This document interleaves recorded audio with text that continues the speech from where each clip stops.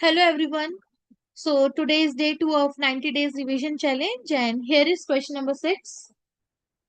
Calculate the total charge passed through a solution of AuCl4 minus between gold electrodes when a constant current is passed for 10 minutes and 1.5 gram mass increases on cathode.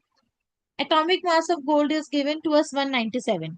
तो mass increases मतलब mass deposited, इतना mass deposit हुआ है.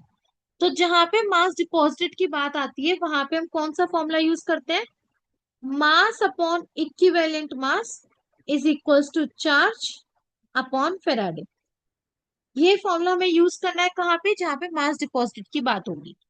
अब बात किसकी की गई है? AuCl4 minus. AuCl4 माइनस में सबसे पहले Au की स्टेट निकाल लो. हमें Au की स्टेट नहीं पता तो हम मान लेंगे x. क्लोरीन की स्टेट क्या होती है? -1. कितने क्लोरीन है हमारे पास? 4 क्लोरीन है. ओवरऑल क्या चार्ज है कंपाउंड के ऊपर? -1. सो इक्वेशन बन गई x-4 इज इक्वल टू -1.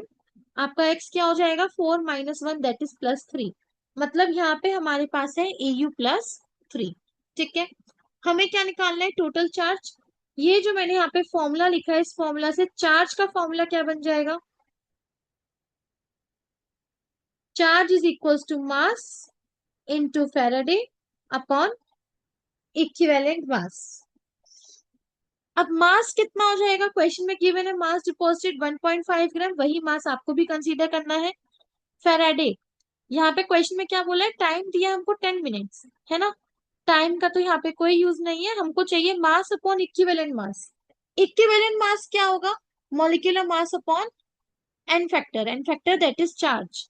तो यहाँ पे एटॉमिक मास गिवन है हमें गोल्ड का 197. चार्ज कितना आ गया? 3. तो ये हो जाएगा 197/3. फेराडे कितना होगा यहाँ पे? 1 Faraday. So it is 1.5 into 3/197. ये सॉल्व करके कितना आ रहा है? 0.0228. 0.0228. उसको हम क्या कह सकते हैं? 2.28 into 10⁻². Faraday. I hope it is clear to everyone. Thank you so much. See you in the next session of question number 7.